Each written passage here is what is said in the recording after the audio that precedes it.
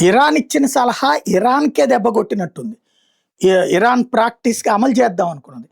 వాస్తవంగా ఎప్పుడో శాంతి చర్చలు అయిపోవాలి. కానీ కాస్త ఎవరి ఇగోస్‌తో వాళ్ళు అట్లా నడిచారు. తాజాగా ఏం జరిగింది?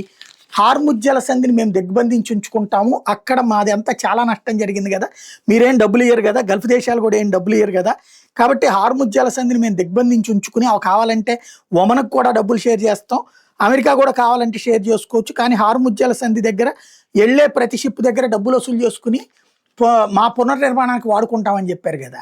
ఇప్పుడు అమెరికా తాజాగా చెప్తున్నటువంటి పాయింట్ ఏంటంటే యూఎస్ ట్రెజరీ సెక్రటరీ చెప్తున్నది గల్ఫ్ దేశాల మీద ఇరాన్ దాడులు చేసింది గదా! ఆ దాడులు చేసిన డబ్బులు ఇదివరకు ఇరాన్ నుంచి సీజ్ చేసినయి ఉన్నాయి గదా! గతంలో ఇరాన్ అణు కార్యక్రమం చేపట్టినప్పుడు $20 బిలియన్ మొన్ననే అడిగింది గదా! ఇరాను అయి రిలీజ్ చేస్తున్నారన్నారు గదా! ఆ $20 బిలియన్ గల్ఫ్ దేశాలకు అమెరికా ఇస్తదట. ఇచ్చి ఇరాన్ వలన జరిగిన నష్టాన్ని పూడ్చుకోవడానికి ఇస్తది అన్నటువంటి సంచలనాత్మకమైన స్టేట్మెంట్ ఇచ్చారు.